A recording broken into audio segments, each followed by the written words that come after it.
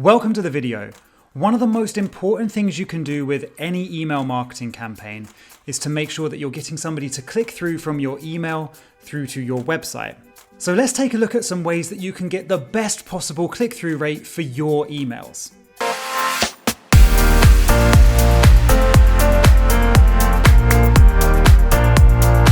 Now, before we get started, my name is Chris, and on this channel we talk about everything to do with digital marketing. So if you want to get involved in the conversation or you just want to learn something along the way, make sure you hit that subscribe button and you'll be the first to know about all of my latest videos. So tip number one is to make sure you're creating scarcity with your emails. The reality is that nobody likes to feel like they're missing out on everything. Everybody hates FOMO, the fear of missing out. So you need to create this sort of emotion with your emails as well. So rather than just saying, here's a special offer, click here to claim it, put some sort of timestamp next to that on your email. Say, here's a special offer, it expires in 24 hours, click now before it's too late and it's gone forever. That sort of approach is really going to create that element of scarcity inside somebody. They need to feel like if they don't click on that link, it's going to be gone like that. I'm joking. Do you see what I did there? I gave you a perfect example of scarcity. You thought that I'd gone forever and this video was done. But the reality is, no, it's not. I would never do that to you guys. Let's just shut up and get on with the rest of this video. So tip number two is to add a navigation bar to your emails. So a navigation bar on your email can serve the exact same purpose as it would on your website. It allows people to navigate around and choose what content is right for them. So one thing to think about is you may send an email to somebody about a special offer, but the reality is that right now that special offer might not be too relevant to them. They may not be interested, but that's okay. Just because they're not interested in the special offer doesn't mean that they still don't want to click through to your website. Perhaps on your navigation bar you have a link through to the support page. They're already an owner of one of your products, and seeing that support link has reminded them that they did have a question about one of your products, and they're going to click through on that support link to your website and get an answer to their question. So just because the core thing you wanted them to do was click through and claim a special offer, it doesn't matter that that person wasn't ready right now because there were other things in your email that were of interest to them and they clicked through to your website for those reasons. So tip number three is to make sure you offer the most important content immediately. Think of it this way, you've fought really hard, you've come up with a killer subject line that has made somebody want to open your email. It's gonna suck if they open that email, they look at it and there's nothing that sparks their engagement and then they just click away and carry on with doing what else they were doing that day. What you want to happen is you want that person to open that email, immediately be drawn to something that hooks them in and makes them want to scroll through that email to the point where they see some links that really engage them and resonate with them. So make sure at the beginning of your email you really have that important information, that real hook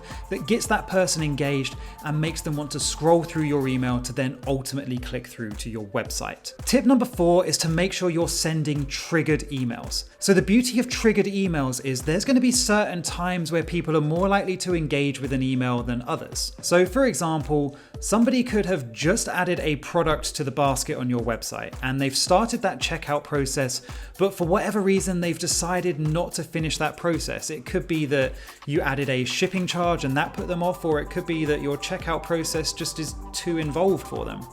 But wouldn't it be great if during that time they've left that checkout process, at the same time an email is fired and it's sitting in their inbox and it's telling them to come back to the site to complete that purchase. Perhaps in that email you have a 10% offer code. You could say to that person, look, I know you started the checkout process, but here's a 10% off discount code to get you to come back and complete your purchase. The person, for whatever reason, was engaged with that product and you've now given them a reason to come back to your website, click through and complete that purchase. Another example could be that somebody is completing a form on your website. That form then triggers an email to be sent to them immediately. They go to their inbox and it's super relevant to whatever it is they just did on your website, and therefore they're going to be more likely to click through on any links in that email. Just remember that in anything you do with email marketing, relevancy is key. And that's where marketing automation can really help to send those triggered emails at relevant times that's then going to encourage more click-throughs. So tip number 5 is to make sure that you are A/B testing everything. So what works well for me may not work so well for you, and that's okay. The reality is that every company, every person, every email list is different. There's no hard and fast rules. There's no formulas that say if you do this and then you do that and you do this, that is all going to lead to more click-throughs on your emails. I can give you some best practice like I'm doing in this video right now, but the reality is that you need to test everything and you need to work out what works well for your audience. So with that in mind, there's so many things that you can change in your emails that can have a really big impact on your click-throughs. So for example, a yellow button might perform better than a red button. An image of a person might perform better than an image of a landscape. All of these things are things that you can test to try and come up with something that really does help you get more click-throughs on your emails. But one word of warning here, you need to make sure you're only testing one thing at a time. And the reason I say that is you could do an email test where you're sending out two emails, email A and email B. And you're changing the color of a button, you're changing the length of the copy text in those emails. You're also trying a different image. If one email performs better than the other, you don't know if that's down to the different color buttons, the shorter copy, or the different image, because you've changed all of those things in those emails. However, if you're testing one thing at a time, you could start with, say, changing the color button. So email A gets a yellow button, email B gets a red button. You then know which email has got the most click-throughs and it's down to just that button color change. So say for example, the yellow button won. You know that now and you carry that through to your next email series. So you already know that you're going to use that yellow button. So now you could change the length of the copy and then you'll get a winner from that. You can then start changing the image in the emails after that. And once you've done these things, you're going to just be testing and learning more about your audience to really help you drive more click-throughs to your website. So tip number 6 is to make sure you're segmenting your database. Now I've touched on this already in this video, but I really want to reinforce it. Anything you do in marketing, you need to make sure it is relevant to your audience. The more relevant your marketing, the more likely they are to perform any desired actions. So that's where segmenting your database is key. So you can segment your database in a number of different ways. You can look at demographics, so you can look at people's age, their gender, where they live. You can also look at sort of things they've done on your website. So you could look at past purchases, forms they've completed, PDFs they've downloaded. All of this different information is going to allow you to build a profile of the different people in your email lists. So you could realistically get to a point where you've taken your email list and you've segmented that into 10 different lists. Let's take, for example, you're a website and you've just launched a new microphone that you want to announce to people. You could do an email blast to your entire database, but the reality is, like we've already covered, it's probably not relevant to everyone on your list. But instead, if you've segmented your list according to past purchases, maybe there's people that bought a microphone from you 2 years ago.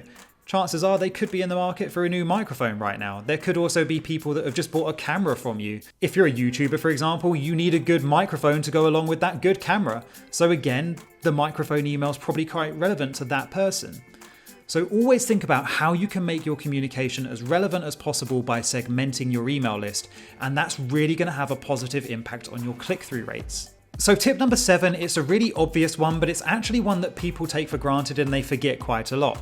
And that is that it doesn't take a rocket scientist to work out that if your emails aren't getting opened, nobody's going to be clicking on any of the content within those emails. So it's really important to make sure that you're improving your email open rate. Now, I've already done a video on this and that's going to appear on the screen right now. So if you want to learn more about how you can increase the open rate of your emails, make sure you go and check that video out after you're done here. So tip number 8, you need to make sure you have a clear call to action. You want to make sure that any call to action you include in your emails is really clear and obvious. The last thing you want is somebody to open your email, sift through a load of copy, and just not be quite sure what it is they need to do next. So remember to make your call to actions bold, clear, and obvious. So let's go back to the microphone example. You could send that email to someone. It will have a really nice, bright hero image of the new product. It will have a few bullet points explaining the key USPs of the microphone. And then under that, you could just have a really bold, bright button that says, click here to find out more about this product. That's made it really clear and obvious what they need to do next. And just by doing that, that will really help your click-through rate. So with all that in mind, make sure you're minimizing any distractions in your emails. If it's not adding any value and it's taking the person's eye away from that core reason that they've opened that email, then ditch it. Remember that less is more. Don't overwhelm that person, make everything as clear and simple as possible, and that will have a positive impact on your click-through rate. So my final tip for you is to make sure you're optimizing for mobile. Now, most of us creating emails, we're going to be doing that on our desktop computers. But the reality is that most people now open their emails on their mobile devices. You have that person on the train going into the city for work every day. That's a perfect time for them to open their emails. Now, if your email looks great on the desktop, but it doesn't look quite as good on a mobile, that's going to have a negative impact on your click-through rates. So it's important when you're testing your emails and you're doing that on desktop, that you're grabbing your mobile device as well and making sure that everything you want to come across on that desktop is also coming across on a mobile. So now that you know how to improve the click-through rate of your emails, make sure you go here to find out more about how you can improve the open rate of your emails, and go here to watch whatever it is that YouTube recommends for you. Either way, I hope you enjoyed the video, so make sure you hit that subscribe button and I will make sure that I see you next time.